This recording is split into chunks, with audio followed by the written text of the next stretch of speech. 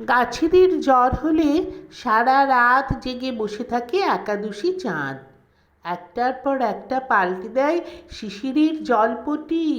বার কয়েক খোঁজ নিয়ে গেছে পশ্চিমের শুকতারা। কি গো, তাপ নামলো একটু? পূব আকাশে মেঘের পর্দা সরিয়ে জানলার শার্সি দিয়ে উকি দেয় নরম রোদ।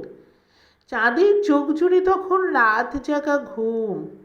আমি এবার আসি, গাছকে একটু দেখো, ও বড় সবুজ, ও বড় অবুঝ।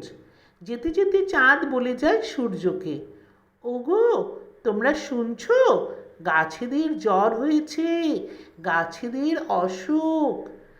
দল বেঁধে ছুটে আসে পশুর দল, পাখিরা উড়ে আসে ভিন গা থেকে।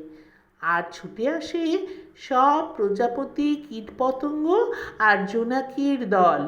ওরা ঘিরে থাকে গাছেদের। ওদের গাছেরা আজ বড়ই অসুস্থ। আস্তে আস্তে তাপ নেমে যায় গাছের সবুজ বাকল থেকে ওদের স্পর্শে। পাখিরা আবার পৃথিবীকে জানিয়ে দেয়, গাছ ভালো হয়ে গেছে, গাছ ভালো হয়ে গেছে।